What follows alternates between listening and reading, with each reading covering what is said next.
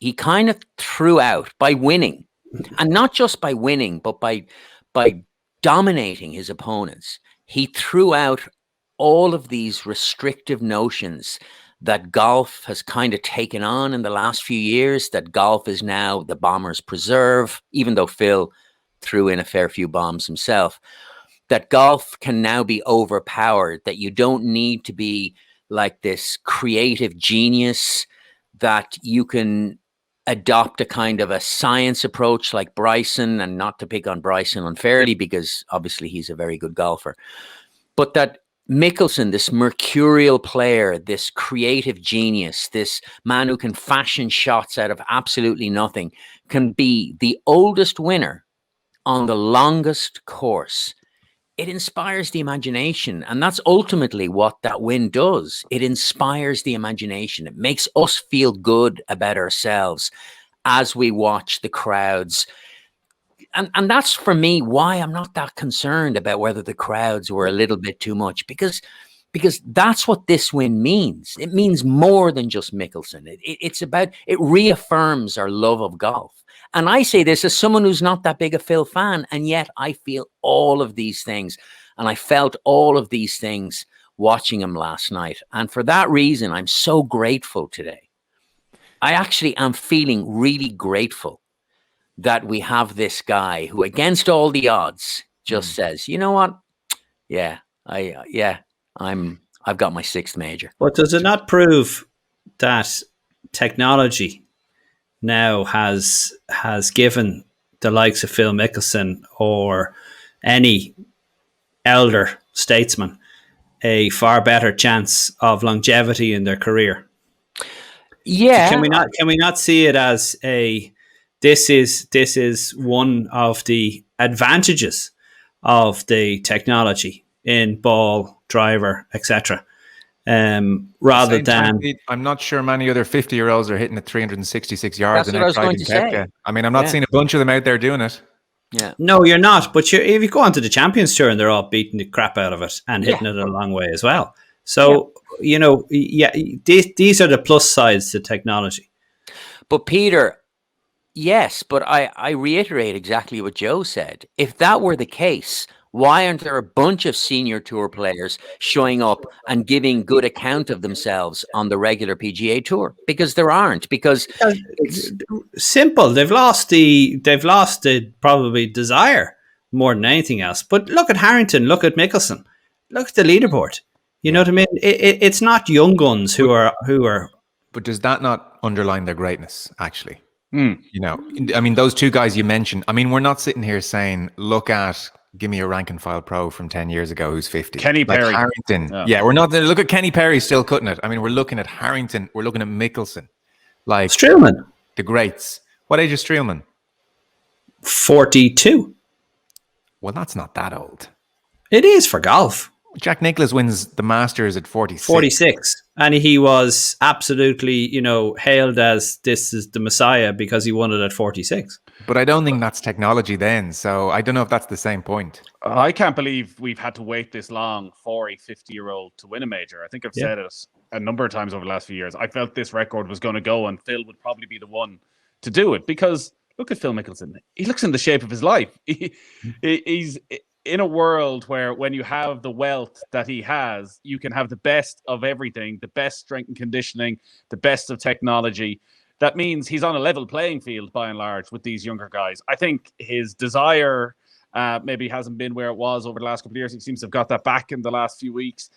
Just his concentration levels, there's probably not a huge amount he can do about that. But I think you're dead right. Like we're talking with Mickelson and Harrington, two of the all-time greats, two players who dedicated themselves so well to the game that they'll probably be a bit of an inspiration for a lot of the players coming through. I don't think every player. I think look what Lee Westwood has done over the last few years. Again, look at physically the shape he's in. Again, probably far better than he was 10, 20 years ago. So I think the world has enabled these players to compete. What Harrington would have often said was actually the biggest issue for those 49, 50-year-olds is that the 23-year-olds are just getting so much better. I think that's hard to squeeze in. But like Mickelson, it's a shock because of where he was in the world rankings. But once he got going, it kind of felt he was going to hang around. I'll say I'm 53. And even though obviously I'm not a professional athlete, the aches and pains of age and just the wear and tear of, I have 20 years on you, Joe, nearly. No, just wear and tear in and of itself means that to keep up with guys who are 10, 15, 20 years my junior in anything, just walking, never mind, playing elite golf, is much, much harder. Like, I get out of bed in the mornings and my knees are sore, my shoulders are sore. And Mickelson alluded to this. It's like the amount of work that he has put into being where he was. And Peters, you're probably right. Like, the will to do it is not there with a lot of 50-year-olds. But it's not just a simple flip of the switch that you say, all right, yeah, nah, I'm not, couldn't be arsed. Yeah. I'm not bothered. I think it makes the accomplishment of a Mickelson or a Harrington to stay the course. And also, Harrington, he finished very creditably, but it's like all of a sudden it's like if we were to talk at the Masters, in the aftermath of the Masters, we never would be having this conversation. We just wouldn't. We'd be talking about, Lee Westwood, he did amazing, but he just kind of faltered at the end. What Mickelson accomplished yesterday is one of the great feats of modern sport. And sure, technology played its part. A will to do it played its part. The collapse of other stronger, younger players around him played its part. But nothing can be taken away from the fact that what Mickelson did yesterday is as rare as a blue egg. And that's totally my point as well, Peter. That's why I think the first thing to jump off on in technology, in my head, I was like, no. That's not what this is. The first thing you say there is, well, doesn't this show technology? For me, technology, yes, I do accept what you're saying. For me, that's about 10th on the list of things this shows. And number one on the list is that Phil Mickelson is a genius.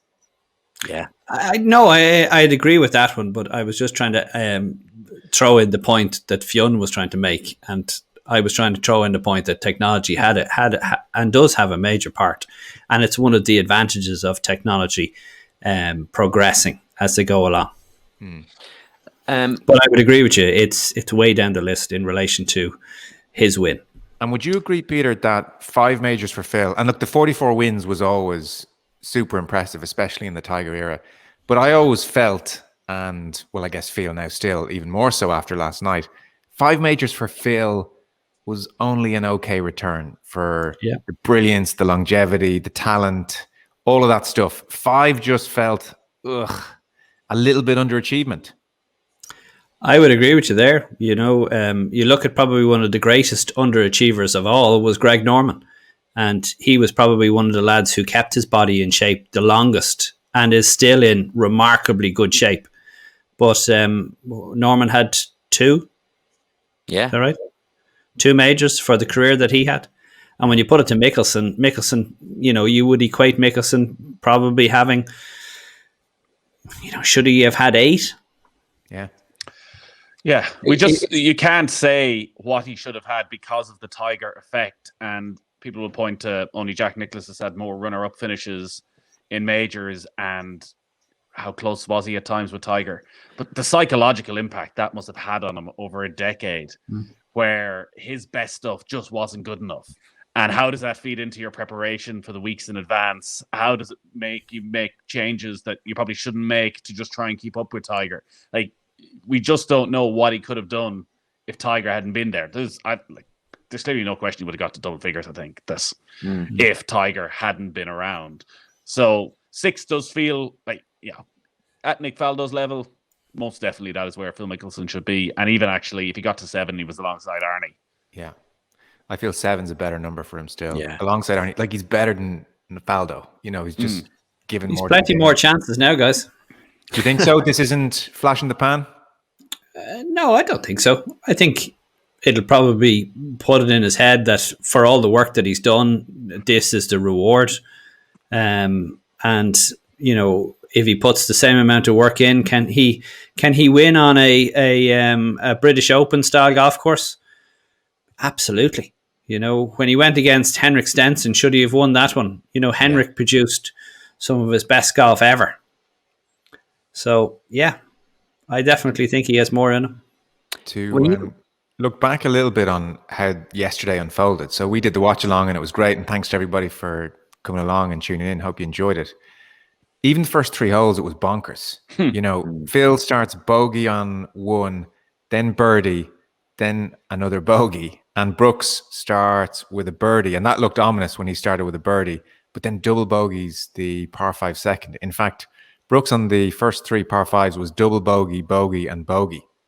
I mean, how can he be 4 over for the first 3 par 5s up to the 11th? It was absolutely extraordinary. But even the first 3 holes, Nathan, I was like, this is going to be insane. This is going to be roller coaster ride. It was kind of interesting. By about the 10th or 11th, Phil had really pulled clear and felt in command. But for the first few holes, I thought this is going to be all over the shop. And it was interesting listening to Mickelson afterwards. He said, I was walking off 6. And this was even after that brilliant chip in on the par 3 fifth. Yeah, which had a bit of magic and destiny about it.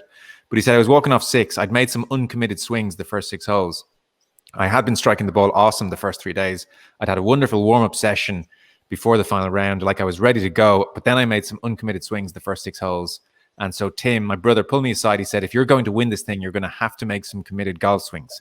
And it hit me in the head. I can't be passive. I can't control the outcome. I just have to swing committed. And the first one I made was the drive on 7. Good drive on 7, gave me a chance to get down by the green and make a birdie. From there on, I hit a lot of really good shots because I was committed to each one. So I thought that was an amazingly interesting insight. One, into the fact that even he was a bit gripped by the nerves, understandably. And also, that seems like a pretty good intervention on Tim's behalf. Oh, well, Tim had a good day and a good week. And some of the conversations they were having were fascinating, particularly the one was that on 12, where there was a minute-long conversation over what sort of shot he should hit. And then he hits the perfect shot and Phil just looks at him and goes, kind of like that. Oh, man. That was when I knew he was going to win. He's showing off now.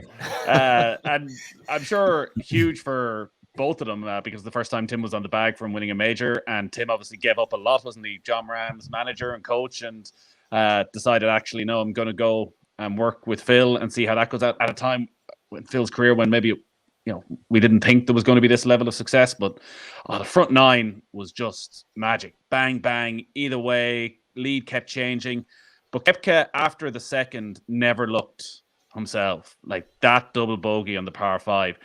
Remember the putt he missed on 3, the little tiddler. And like he said on Saturday, it was the worst putting round of my life. Yeah. Well, it was quickly surpassed because I was really disappointed in Koepka. And these are racking up now, as brilliant as he has done over the last few years to come together and win 4 of them quite quickly.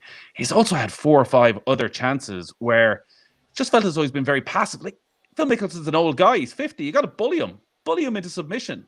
Go and take advantage of this. And actually, Brooks, I thought his head was gone again, considering the course and what we saw over the 3 days where anything can happen on that back 9 where he can go on a run, that he sort of dropped his head around the turn, let Phil open up that 4-shot lead where actually there was still an opportunity for Koepka if he just kept it together for 3 or 4 more holes. But I think Phil hit 2 fairways on the front 9 and he still doubled his lead from 1 shot to 2 shots, which sort of summed up what he was able to get away with. In fact, it was great in one way because yesterday was the most Mickelson type round, whereas the first 3 days were quite a new conservative Phil where everything was straight down the middle. This was actually, when he went in 13, I was thinking, yeah, this is the Phil I love.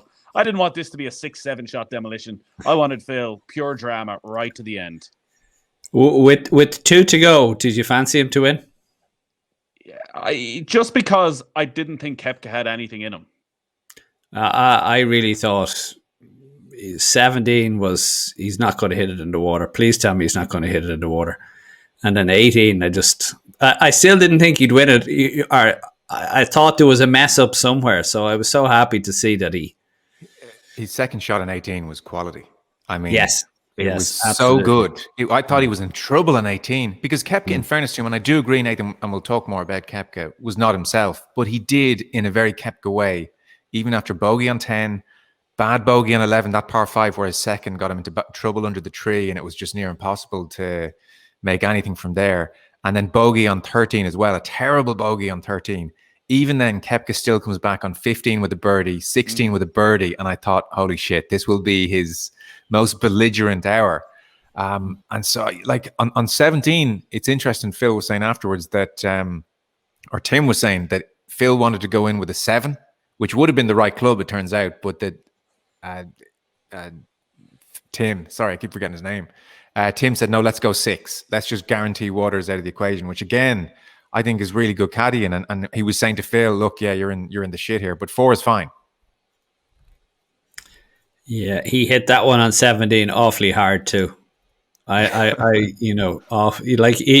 saw the swing that he made at it. He just ripped it. And I was very surprised. I thought he would have went 7 and made sure he hit it left in the bunker or something like that.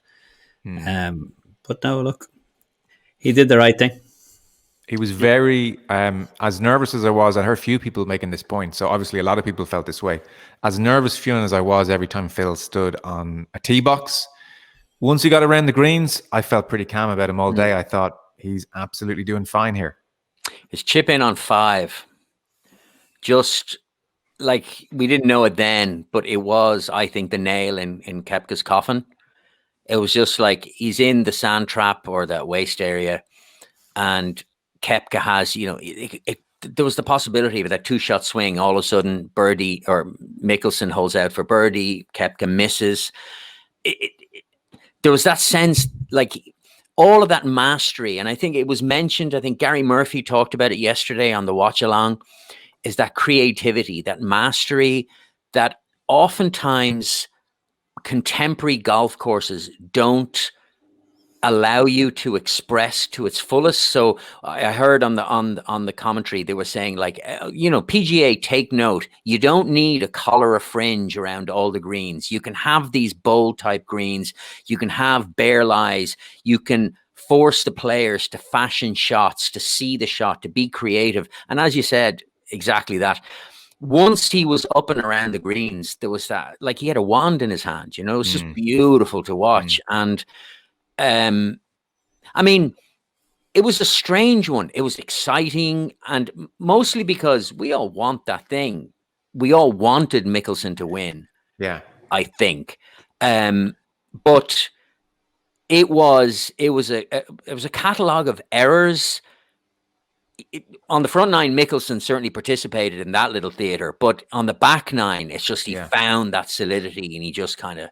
And you've reminded me of a point there, because that one that you're talking about, to Peter's point about technology, wasn't it interesting? Harrington said even as much as he was enjoying the final round, on the back 9, the putting became tentative. Yeah. Mickelson at 50. I mean, okay, we'll be able to build drivers where 50-year-olds can still get a 300 down a fairway. There's no equipment in the world that is going to stop those frayed nerves with a putter in your hand or with a knife wedge in your hand, and you've got to get it up and down. That's where actually he's a cut apart from so many 50-year-olds. One, he can swing freely without scar tissue still on the tee box. I tweeted as much. I don't know how he does it. I don't know how the scar tissue hasn't built up. I can't believe he doesn't have the yips off the tee. But then around the greens, care where he hits it, Joe. He exactly. And for me, that's like he's a freak of nature. Like I care where I hit it. How does Phil Mickelson with a 2 or 3 shot lead not just die and care so much where he hits it? That's unbelievable to me. And even with that old school putter, like we've got 20-year-olds coming on anchoring, and you've got Mickelson with this like 30-inch putter. Like it looks like something from the 60s. And it looks he like was rock steady. He was so good over the short putts. What about going to the claw on 17? I was going to say that. Like you have the wherewithal to just say, I'm going to change putting grip. I'm going to change putting grip in the middle of my first chance to win a major for 5 years.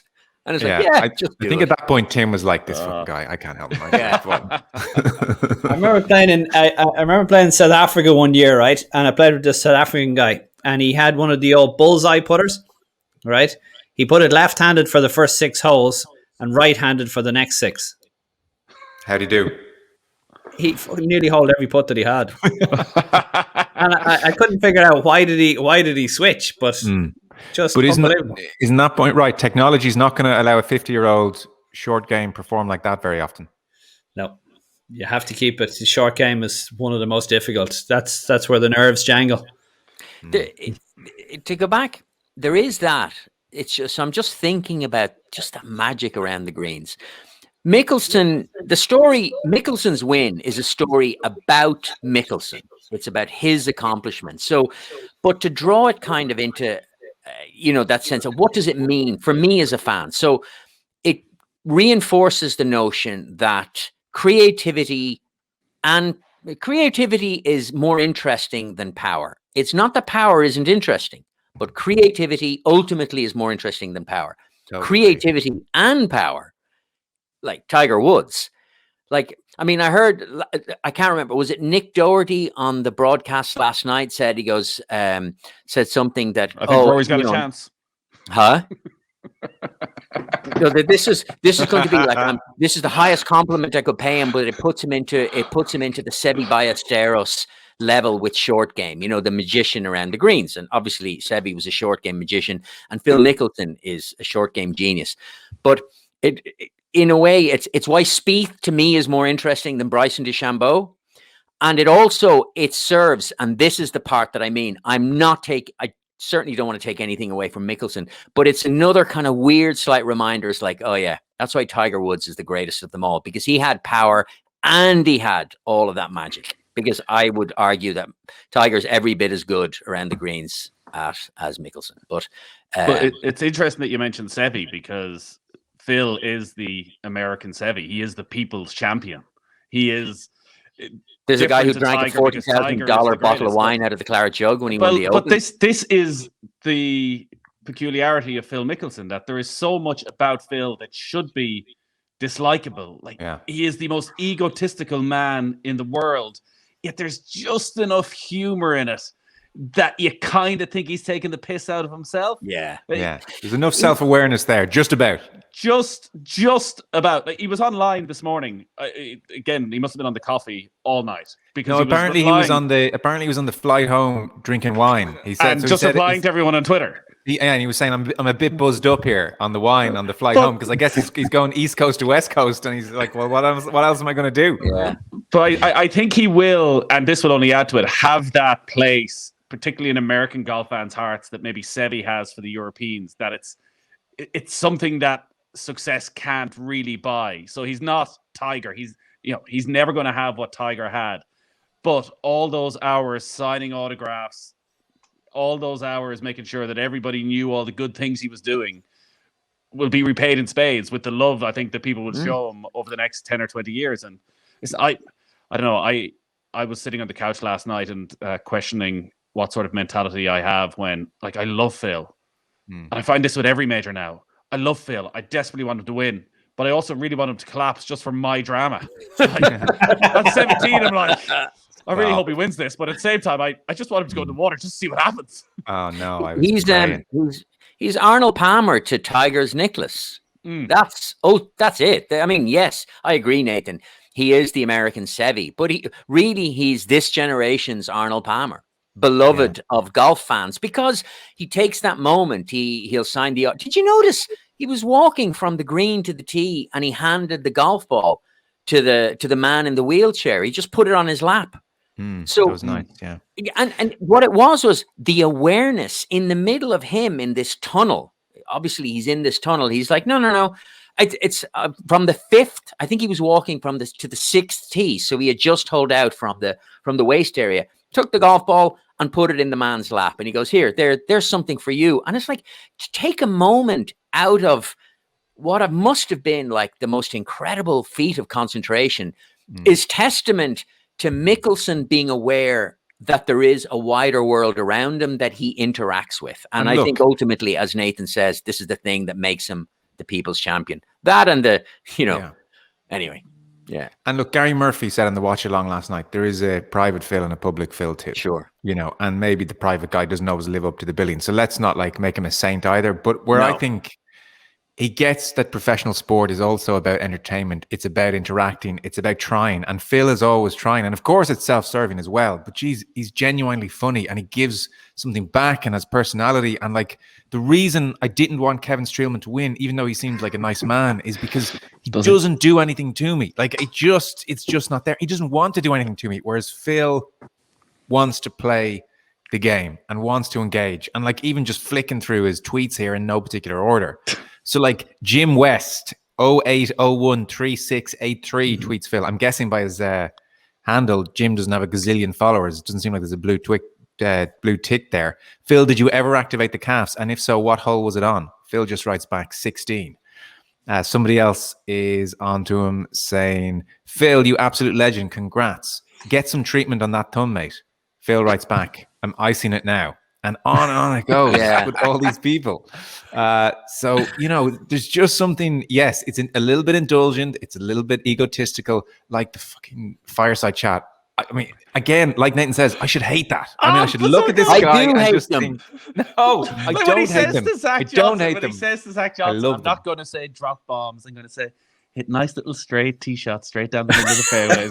And Zach sitting there with no top on, and you're like, why was Zach letting himself? How was he agreeing to this? Yeah. DJ Van Court tweets Phil, "Hey Phil, I hated you growing up for some reason, but impossible to still hate. You're awesome. Congrats." Phil says, "I understand. I'm best taken in small doses." Again, that hint of getting that he's also a bit of a lunatic. Go on, Peter. You want to crush it? No, I don't. No. Phil is Phil. And what I was going to say was that Wi-Fi on the plane is really expensive. Well, I'd say he did fly home private, Joe. Sponsor. Of course he did. I heard the No Laying Up guys at the end saying, and it suddenly hit me. I was like, holy shit, this would be terrible. If he now leads the charge to Saudi Arabian money and the breakaway group, oh man, don't do it, Phil. Like your legacy, it's just so pristine. Don't do it. This could be his legacy. That's Phil.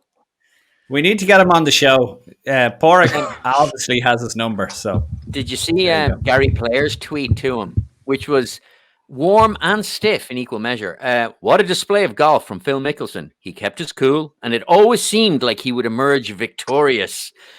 I'd like to point out what an enthusiastic personality Phil is on the course, and it's why he's a phenomenal ambassador for the game. Enjoy your special victory. I was like, all right, Gary. So look, we talked a lot about Phil. Let's go in and Koepka then. Nathan, you were saying really disappointed with him.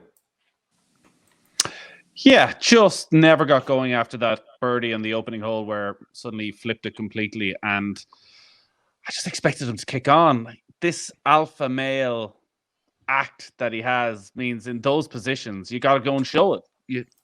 But he made so many mistakes. His putting was so nervy all the way through. Even the ones he made, even anything inside 5 feet that he made, just about squeezed into the hole. So, yeah, just a little bit too much moaning. At one stage, you could see him mouthing, get me the fuck away from this whole course. About 12 holes in, it's like, it's the final round. That's not the attitude you need here. So I think if you look back in the last 7-8 majors, he's missed out on 3-4 chances. And I remember back to the conversation we had after Port Rush, where again, he was sort of in the mix without, like anyone else, putting any real pressure on Lowry in the final day. But his putting was brutal that week. And he came back after that and he might have won his next tournament and he put it out of this world. It was like, oh, my putting's been at me all year. I really got a chance to practice. Again, another major gone because your putting isn't up to scratch. And maybe he's just not a good putter under pressure. But yeah, I was just really frustrated with him. I would give him some slack because I reckon he's an injured golfer. Every time he gets down to read a putt, he has to do it awkwardly. And every time that he gets up from reading a putt, he's going to struggle. He's going to have some kind of a pain or twinge. And then he's getting over the putt with this twinge. So, look, I was, like Fionn said, Brooks is never going to win this week. I was close to that, I have to admit. And, when you see him in the final group, you were really surprised. The way he played, the way he swung the club was excellent. But in general, he was an injured golfer and he showed it on the last day. It took from his ability to win, I would have said. Yeah. I mean, obviously I said it. No, look. I mean, everything the boys just said, everything. One of the things that was interesting is he tried forcing it, or he seemed to try forcing it. He was trying to hit these, I'd be curious what Peter has to say, because he was kind of pull hooking some of his drives, like they were coming in as like, is he trying to hit it too hard? Is he trying to out muscle, just get past Phil, trying to impose his will on the round? And he made some bad decisions perhaps born out of frustration on the greens. His miss on 3 was diabolical. Because everything about the putting stroke was wrong. It was like me. It was like, here, I'll take the putt. And the one back wasn't that reassuring either. No, not at all. No, absolutely not. It just kind of, but look, when you miss one, you are going to be nervous over them. Yeah. It's as simple as that. I'm with you, Peter. I would give him I would cut him some slack for yesterday. For precisely the reason that, look, on Tuesday we recorded the pod and everything about Koepka said this is a guy who's injured. This is a guy who's coming back probably a tad early, who can't get down to read putts properly because his knee just really gets at him. And if you're getting down to concentrate to get a read of a putt and there's even 2% of you is thinking about what it's doing to your knee, it's going to affect you. But to Nathan's broader point, which is also true, is that does this dent this perception of Koepka versus, say, Rory is a little bit fragile under pressure these last few years, whereas Koepka just eats up the pressure, just give it to me and I'm going to play my best golf. It kind of suggests that that's not entirely true. Yeah. I give him total absolution. I actually am now more convinced that, say, take up to the end of next summer, the next 6 majors, throw any name at me, I think Koepka is more likely to win a major than that name. More than Spieth, more than Rory, more than Phil, more than anyone. He's now Will Zalatoris. More than Will. He is now front of the queue for me. I thought this was a phenomenal week. A phenomenal week. He walked off the course Thursday and he did his interview and he said, I drove the ball like crap. I mean, my driving's not there. His game wasn't there. And the putting, I don't think he's been able to practice putting. The guy dislocated his knee about 3-4 weeks before the Masters. I don't think he spent an hour's practicing his putting. I think he had his B game there. And I think he had his Z game putting. Z game putting. I don't think he'll ever put that badly again. I think, and people have said he was rattled at Bethpage when he ultimately won. I think that's overblown. He's not afraid to finish second. That's what's so good about Koepka. He's finished second a few times. You mentioned the Open with Lowry. He keeps coming back. He's still hanging around at majors. I mean, I give him such a pass for all of last year. I mean, my memory of him at Harding Park is on the ground getting his hip worked on. His body was a disaster. He has been in pain for 18 months. He has not been able to practice for 18 months. He's out of shape. He's got a bit of a gut on him. I don't think. How does that change though, Joe? In the next 18 months? I think he gets fit. I think rule number 1: don't dislocate your knee again. Doing something stupid off the course. For the love of God, just chill out, okay, off the course. I think he gets fitter. I think he gets stronger. I think he's able to practice more. I think he's got an even bigger chip on his shoulder now. And I just think he's a phenomenon. I thought this week was actually awesome. When he missed that putt on 3, after the double bogey on the second, I just think so many would wilt badly. And then he goes and bogeys the 7th as well. Such a bad bogey. And then he gives it away on 10, where Phil makes the birdie and he just plays 10 disastrously and then follows it up with a bogey on the par 5 11th. And he's +3 for his round. At this stage, he's not even going to finish ahead of Harrington and Lowry. It's gone. It's over. And then he goes and bogeys 13, bounces back, birdie on 15, birdie on 16. And look at the way this guy played 18. The crowd, the place is going nuts. He's lost the fucking tournament. Your head is spinning. You've been in that position yourself playing golf. You're mad. You're just frustrated. And yet he finds the wherewithal to hit that drive in 18, to cut that corner, and then to give himself that birdie putt and to put Phil under pressure to the very end. I just thought this guy is phenomenal. He had his B- game tee to green. Like I said, he had his Z game putting. I'd be really, really confident that Koepka will, by the end of next summer, so 6 more majors, for me, like I said, he is front of the queue. I thought it was an awesome display. And I made a vow before we started this podcast that we're not going to talk about Rory today.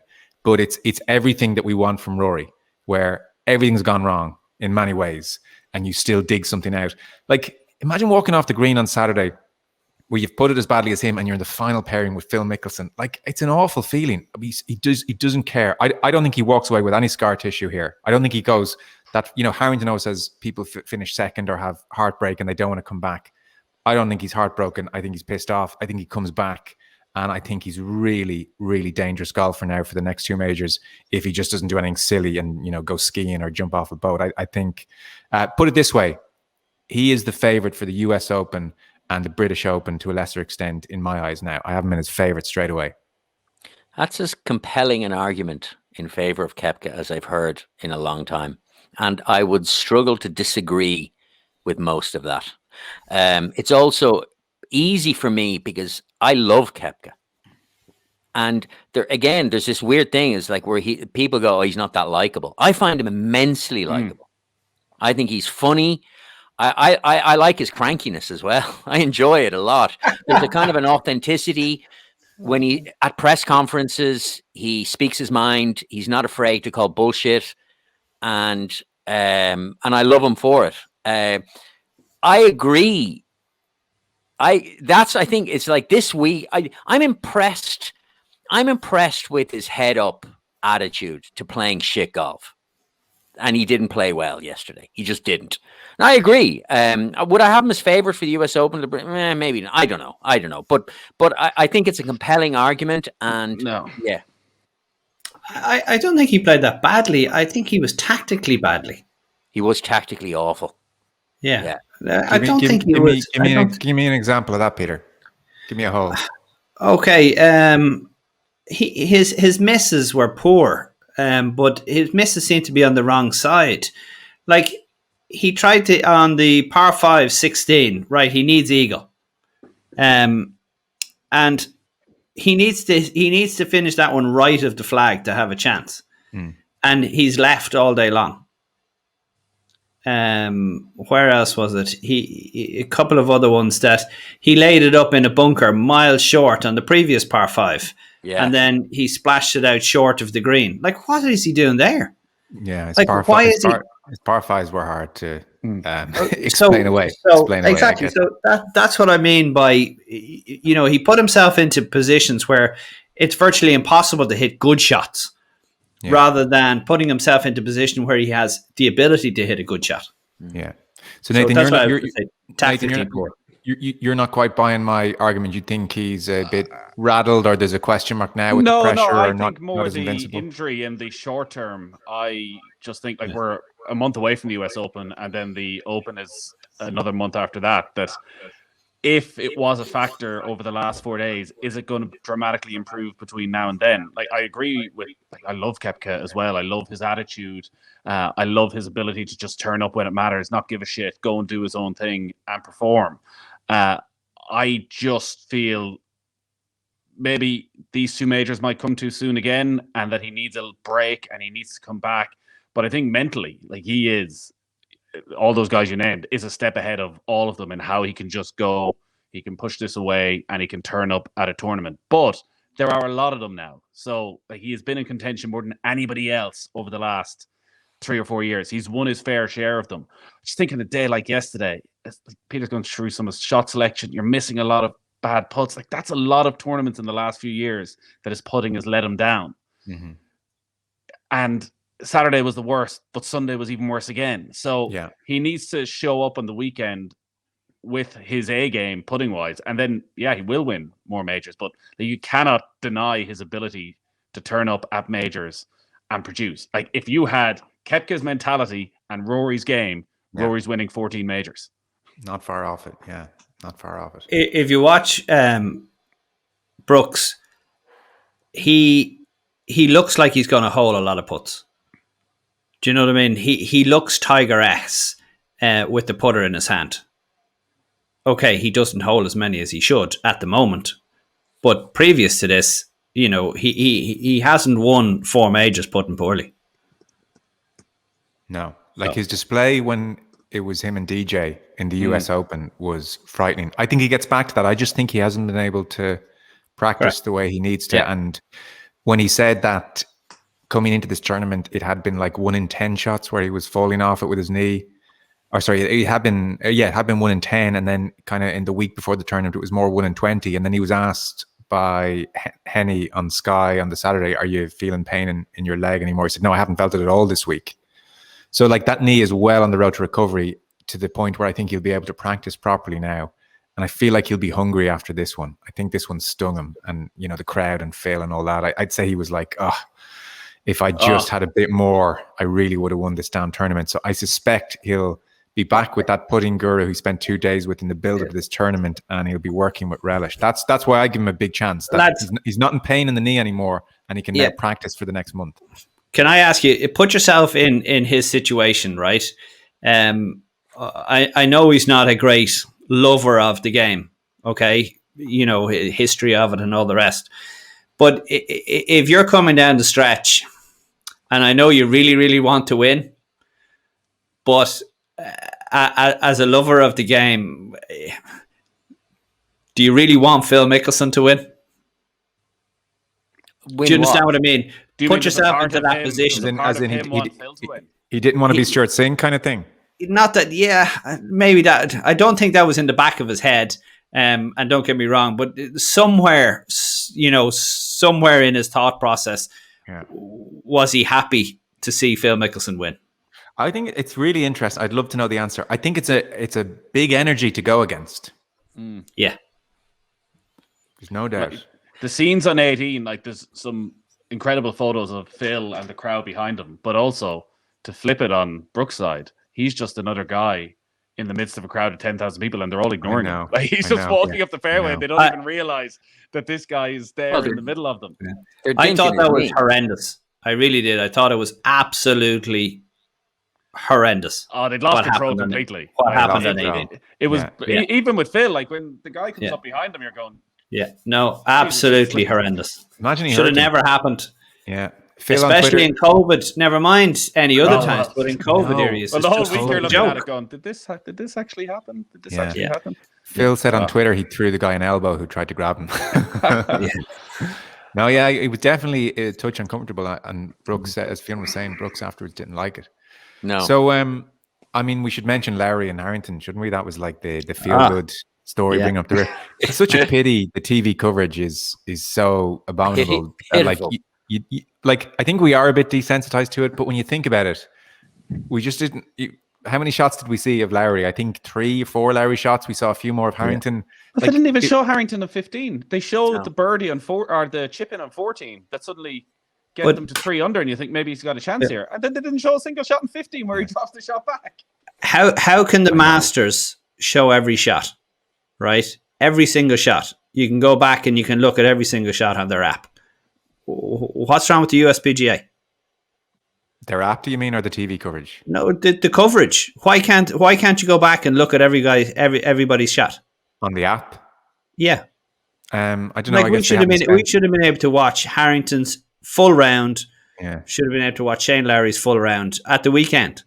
I guess they haven't spent as much on the app as the Masters, but I would actually feel at a certain point, a Sunday evening like that, I want to watch it on TV. I don't want to be watching it out of kilter with everyone else on the app, going back watching the shots. Like when there weren't that many guys to show, there was like Westhazen, you could drop Streelman for the back 9. It was Phil and it was Koepka. I think it's just genuinely, they take so many ads, it seems, on US TV that there's no time to show people like Harrington and Lowry. But like it is, when you think about it in 2021, it's such a bad TV offering. Like, that's one of the comments that American golf watchers were making fun of. I think some of the no laying up guys that who has the TV deal for it? CBS. Yeah, that it's just like, I think they have it for another 6 years or something. So it's another 6 years of just constant going to commercials. I think you're right, Joe. I think it's the ads. There's actual very little broadcasting time in a given hour. There was one thing I next time we're speaking to either Harrington or Lowry, I want to ask them this, because there was a beautiful moment. Harrington hit a great shot on 17, and did you see the way Lowry kind of grabbed him in a bit of a bear hug? But Harrington not pushed him away, but kind of like there was a sense of Harrington's like going, no, I'm still in this tournament. But so is Shane. There was a great, but you get the feeling that that's how Lowry plays his best golf. In this, he's enjoying himself. It's echoed by Harrington afterwards. The interview that Harrington gave Henny Zool was superb, where he talked about his round, but then he goes, look, do not underestimate the importance of a great fun bubble, and playing with Shane was amazing for him, and it allowed the two of them to play their best golf. But it's that Harrington always there till the very, very end. I just thought there was a great moment, and it made me smile. And I thought, like, geez, these two lads are just class. And the fact that they were playing together was just so brilliant. And I like the fact that all the other players seem to be conspiring to make them joint second. Yeah. But this was my point yesterday on the watch along. We talked about Rory, and if Rory could get into that mindset of playing in a practice round with a mate of his, you know, who would want to take Rory on for money in a practice round? Nobody, because he'll kill you. He'll beat you every single time. But put a card into his hand, a little bit different.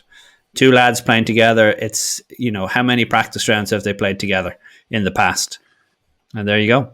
Well, I love how when they went to Harrington for the interview and was maybe they were on 16 at this stage. Now it took them about 25 minutes to play 16, so they needed to fill time. But all I was thinking was they're never going to go to Harrington for an interview again the final 2-3 minutes. It's like, we got to keep it short and snappy here, Pottering. The final holes of the major. Potter's like, I've got a few things. I'm just going to make 2 points here, and the first one's going to be 3 minutes long, Henny, and the second one is, he's just so good. I'm going to do more quality analysis in this 2-minute answer of what Phil's doing than like 15 minutes of Nick Doherty with and drone I haven't shots. even seen the shot he's hit, but I'm ready to go with it.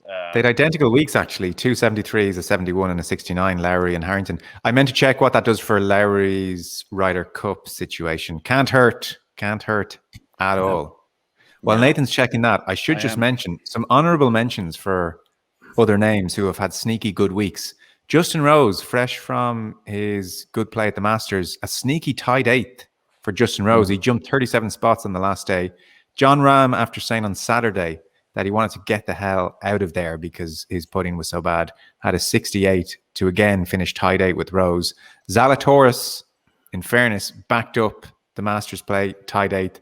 And Ricky Fowler tied 8th as well after getting the exemption for this tournament. So it seems like Fowler's turning a corner as well. So those guys kind of had better weeks than you might feel. The Europeans really came back in, didn't they? A little bit there, yeah. Rahm, Rose, Lowry. All of a sudden on Sunday when the weather turned poor. Yeah, it's hilarious that Harrington, the captain, was the best of them, along with Lowry. But they did, to be fair. To be fair, they did. So on the European points list, it's John Rahm, Tommy Fleetwood, Tyrrell Hatton, Rory McIlroy are the 4. And Lowry is down in 14th. But on the world points list, where the next five get in, it's Hovland, Casey, Westwood, Fitzpatrick, and Victor Perez. And Lowry is just one place behind Victor Perez. Now he's 30 points behind, so he needs another couple of decent performances, but he's definitely given himself a far, far greater chance. Hovland fell away a bit. I thought he was looking good early in the week, but he just fell away. He's just so relaxed. Shane has given himself. This guy. Go on. Sorry, Nathan. I really think Shane has given himself a great chance to get picked. Yeah, he's now a very justifiable pick as opposed to you picked your mate. Yeah, I think so as well. Especially if Whistling Straits is a similar golf course. Yeah, and just keep up a decent run of form, and it all. I guess again, it all depends who he's up against. As he said, Sergio's definitely getting a pick. So, Poulter gets a pick. You've got one left. Does Poulter get a pick? Yeah, I think Poulter's got to get a pick, doesn't he? Played well at the match play again this year. He is the postman, Joe, which means that when it comes to the Ryder Cup, Joe, Ian Poulter always delivers. I forgot that. This is where we're going to see how cutthroat Harrington really is. Go on. And he is. Where you think he's going to definitely pick somebody and he'll have a reason not to pick them and he'll pick somebody else. He's not your average day. He's not a sentimentalist. No. Phil, by the way, said afterwards, I'm sure you guys all saw that he's going to spend the guts of 10 days up at Torrey Pines getting ready for the US Open, learn how to play the course the way it's meant to be played. Feels his game is in great shape. So look, he gets 5 more shots at a US Open now, which is kind of a cool thing as well. And he's back in San Diego, going for the career Grand Slam. He's just about to leave San Diego as well, isn't he? The family are uprooting and leaving San Diego, and they're moving to Florida in the next couple of months. Heard that, yeah. Now, the hype is going to be insane. Yeah. Around Phil actually doing this. But it's hard to see Stricker leaving him out in the Ryder Cup now. Not a chance. Where does the invitation go to? Just disappears into thin air. I don't think it's transferable as such. Does it not go to Harrington? I don't think so, unless they decide as Ryder Cup captain. But it was just a made-up invitation. Anyway, That's what I mean. He gets into the Masters, though, doesn't he? Because he gets into the Masters now, yeah. See, everyone's delighted. Everyone's going, it's brilliant for Padraig. I'm going, well, it was always very good for us that Padraig didn't play the Masters and he just come on our show. It was really handy to be able to phone Padraig Harrington on Wednesday. Before I reckon. Yeah, they'll bring him into commentary if they had to. It was quite nice, actually, on the walk-off that Harrington was there and cracked a joke into Phil's ear. They obviously get on very well, and it got the biggest laugh out of Phil. And then Ronan Flood, in a very polite way, gave him the thumbs up as well. And I guess Ronan's along for some of those dinners as well, I would have thought, Peter, if Harrington and Mickelson... Where Padraig goes, Ronan goes too. Okay, so Phil was because a few people are coming up to Phil who know him well enough to say, well done. And he's like, oh, thanks. And then he saw Ronan and he was like, oh, come here, Ronan. And it was a big hug, which was a nice moment as well. Sorry, Peter, go on, yeah. No, they know each other very well. They've played lots of golf together. They've done lots of dinners. Ronan would have been very friendly with Bones. But they're going back years as friends, Okay. The No Lane Up lad said it, and I thought it too.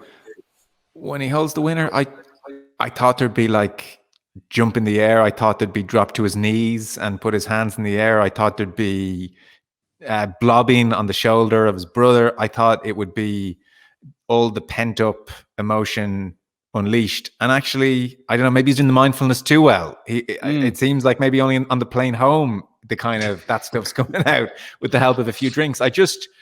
You think of Tiger's one with the guttural roar to the sky, letting out a lot of demons, and then when he was walking up and saw his son, and they'd hugged, and then the family, and then he gave another big, huge yes as it hit him. It was like Phil was kind of in shock a little bit, or just more even keeled than I thought he was going to be at that moment. He didn't give himself a chance, did he? He had himself absolutely battered down into submission to not let go. I'd say that'll happen in a couple of days' times, where he actually realizes what he has achieved at the tender age of 50. The bubble was strong around him. Yeah. Any final thoughts? Anyone want to sum up this momentous? Just so good, wasn't it? It was just so good. This changes the conversation for every great player now, because when we are asked, well, will Rory ever win another major? You say, well, Phil Mickelson won one at 50. So therefore, why can't the rest of these guys? And to put it into context, I was looking earlier on, 8 of the world's top 10 weren't born when Phil won his first PGA Tour event. That is the longevity that this guy has had. So I think it was a brilliant major because of the course, because of the field, because of having a proper marquee final pairing with Koepka and Mickelson, and then just one of the golf stories for the ages with the way Phil won it. Yeah, golf is in a great place at this moment in time, I have to admit. It really is. Fionn? Yeah, no, I echo what Nathan said. Again, and just to reiterate, Phil Mickelson gave us a reminder this week that it's not just a young man's game, and that brute strength alone is not that romantic, That's what it was. Ultimately, Phil Mickelson winning gives us, it's a win dipped in romance. That's what it is. And for that, thank you. I'm so, I like to think that I'll go out and play my Saturday comp this Saturday, just feel good, and I'll talk to the lads and go, what did you think of this or that moment, or when he chipped in, or that's what it is. And that's ultimately what I watch golf for. It's not because I want to see some guy I don't know. A win dipped in romance. Yeah. God, imagine we were sitting here talking about Kevin Streelman's breakthrough major. Thank God. Kevin Streelman is the guy. In fairness, Kevin Streelman looks like he could do your taxes on time, whereas Phil Mickelson looks like he'd go, yeah, don't worry, just pay the late fee. It's fine. Yeah, Don't worry. it feels like there's this other investment opportunity I'd like to talk to you about. I saw someone saying the only way this could get any better or more dramatic is if the cops are standing on the 18th. Oh yeah, The FBI are here again. Yeah. All right, we'll talk to you on Thursday. Good luck.